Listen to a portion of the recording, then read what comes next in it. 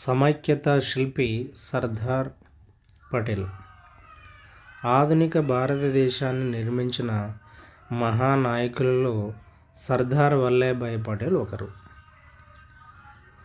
దేశ చరిత్రలోనే అత్యంత సంక్లిష్ట సమయంలో, విభజన పరిస్థితుల్లో ఆయన కృషి మరువలేనిది. అంటే ఆయన హార్డ్ వర్క్ అనేది no one can be forgot that. చాలా క్లిష్ట పరిస్థితుల్లో ఉంది భారతదేశం. దేశ సమైక్యత అంటే యూనిటీ కోసం దృఢంగా నిలబడిన తీరు సాటిలేనిది. బ్రిటిష్ పాలకులకు కుయుక్తులతో ముక్కలు కాకుండా ఉక్కు సంకల్పంతో దేశాన్ని ఏకం చేశారు. సమైక్య భారత నిర్మాతగా, ప్రధాన శిల్పిగా చరిత్రలో నిలిచిపోయారు. ఉక్కు మనిషి సర్దార్ పటేల్ 150వ జయంతి సందర్భంగా పూర్వపు ఉపరాష్ట్రపతి అయినటువంటి మువ్వవరపు వెంకయ్య నాయుడు గారు ఈ సమైక్యత శిల్పి సర్దార్ పటేల్ గురించి ఈ ఎడిటోరియల్ని ఈ పేజెస్ని రాయడం జరిగింది. నేటి తరం ఒక ముఖ్యమైన విషయాన్ని తెలుసుకోవాలి. అంటే ప్రజెంట్ జనరేషన్కి విల్ నో ది న్యూస్. 1947లో మనకు స్వాతంత్రం వచ్చినప్పుడు ఒక పెద్ద సవాల్ ఎదురైంది. అంటే మేజర్ ఛాలెంజ్ అనేది ఫేస్ చేసాం అనమాట. అప్పటికి భారతదేశంలో 565 స్వతంత్ర సంస్థానాలు ఉండేవి. 565 సంస్థానాలు ఉండేవి. మనకు డివైడ్ అండ్ రూల్ పాలసీని అనేది బ్రిటిష్ పాలకులు ఒక సమస్యను సృష్టించినారు అనమాట. అప్పటికే భారతదేశంలో స్వాతంత్రం వచ్చిన నాటికి 565 స్వతంత్ర సంస్థానాలు ఉండేటివి. వాళ్ళు మనకు బ్రిటిష్ వాళ్ళు చేసినటువంటి సవాల్ ఏంటంటే, కష్టం ఏంటంటే విభజించు పాలించు పాలసీ అనమాట. ఆ సంస్థానాలు భారతదేశంలో లేదా పాకిస్తాన్లో విలీనం అవ్వచ్చని లేదా స్వతంత్రంగా ఉండవచ్చని బ్రిటిష్ ప్రభుత్వం ఒక మెలుగు పెట్టింది.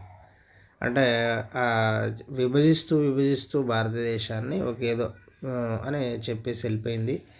ఇది దేశ భవిష్యత్తుకి అంటే ఫ్యూచర్లో కంట్రీకి ఒక పెను ప్రమాదంగా పరిణమించింది.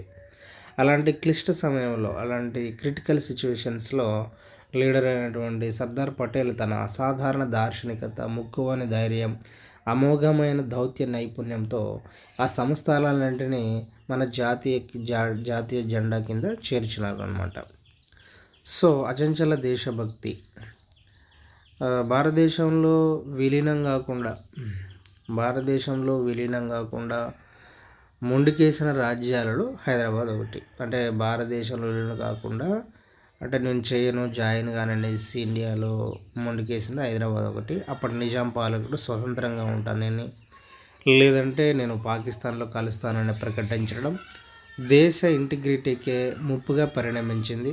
ఆ సమయంలో పటేల్ రంగంలోకి, అంటే పటేల్ గారు సర్దార్ వల్లభాయ్ పటేల్ జాతీయ నాయకులు రంగంలో దిగి దృఢ సంకల్పంతో 1948లో ఆపరేషన్ పోలో పేరుతో సకాలంలో తీసుకున్న పోలీస్ చర్య హైదరాబాదుకు నిజాం పాలన నుంచి విముక్తి కల్పించింది.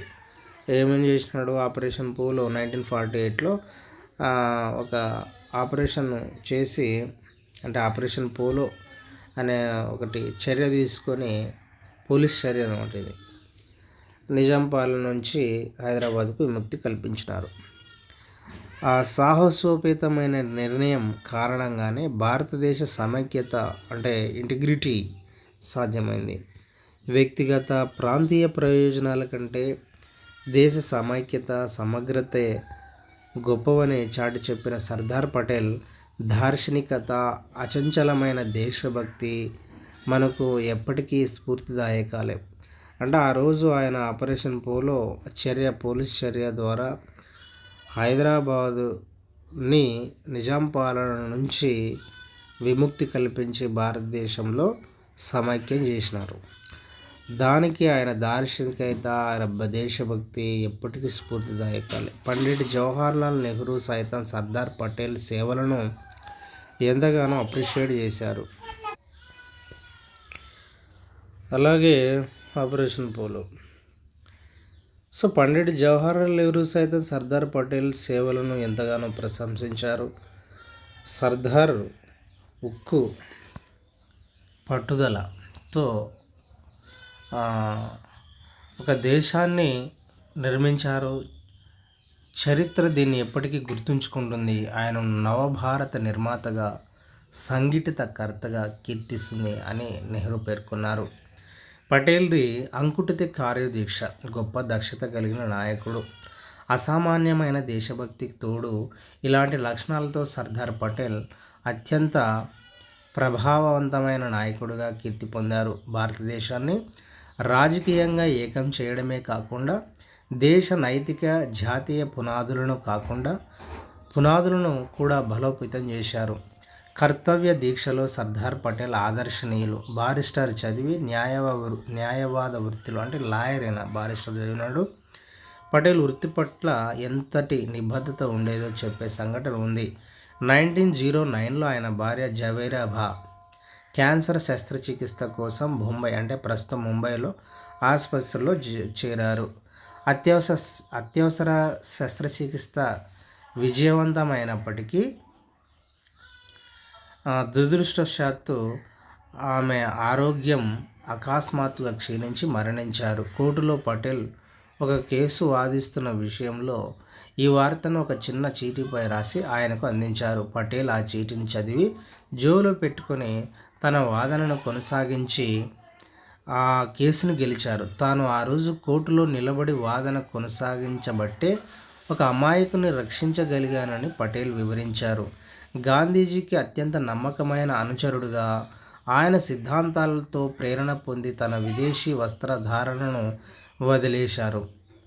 సాంప్రదాయ భారతీయ వస్త్రధారణలోకి మారిపోయారు. ఖేడా, బార్డోలి సత్యాగ్రహాల్లో రైతులను పెద్ద ఎత్తున సమీకరించి నాయకత్వం వహించి బ్రిటిష్ వారికి వ్యతిరేకంగా ఏకతాటిపై నడిపించారు. చరిత్రాత్మక బార్డోలి సత్యాగ్రహంలో పటేల్ చూపిన అసమాన నాయకత్వ పటిమకు అక్కడ ప్రజలు ఆయనకు ప్రేమతో సర్దార్ అనే బిరుదిచ్చారు.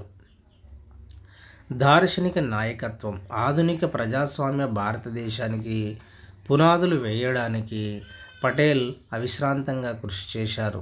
వ్యక్తిగత అభిప్రాయాల కన్నా దేశ సమైక్యత, స్థిరత్వమే తనకు ముఖ్యమని ఆయన ఆచారంలో చూపించారు.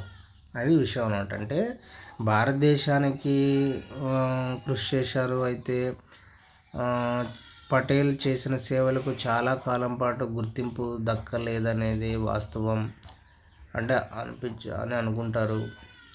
గుజరాత్లో నర్మదా నది ఒడ్డున, ఇది మన ఎగ్జామ్ పాయింట్ ఆఫ్ వ్యూలో అడుగుతారు. గుజరాత్లోని నర్మదా నది ఒడ్డున సర్దార్ సరోవర్ డ్యామ్ ఎదురుగా నిర్మించిన ఐక్యతా విగ్రహం అంటే యూనిటీ ఆఫ్ స్టాట్యూ అంటారు దీన్ని.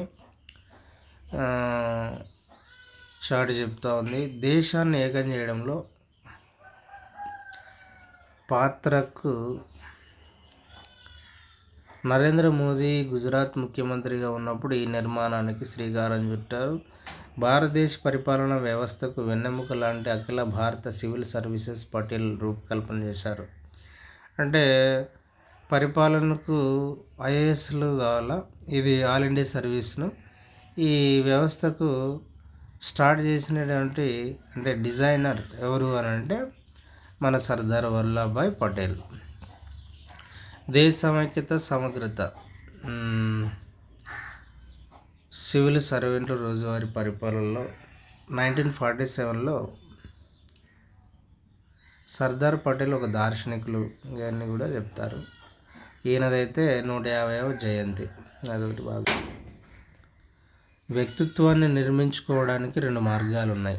అంటే క్యారెక్టర్ని నిర్మించుకోవడానికి 2 మార్గాలు ఉన్నాయి. అణచివేతను సవాలు చేసి శక్తిని సమకూర్చుకోవడం, జీవన మార్గంలో ఎదురయ్యే కష్ట నష్టాలను తట్టుకొని నిలబడే ధైర్యాన్ని పెంచుకోవడం. ఒకటి ధైర్యాన్ని పెంచుకోవాలి, సవాల్ చేసే శక్తి, ఎనర్జీ లెవెల్స్ మనకు ఉండాలి. ఈ 2 కూడా క్యారెక్టర్ బిల్డ్ చేయడానికి చాలా ఉపయోగపడతాయని సర్దార్ వల్లభాయ్ పటేల్ అభిప్రాయపడినారు. This is a very important.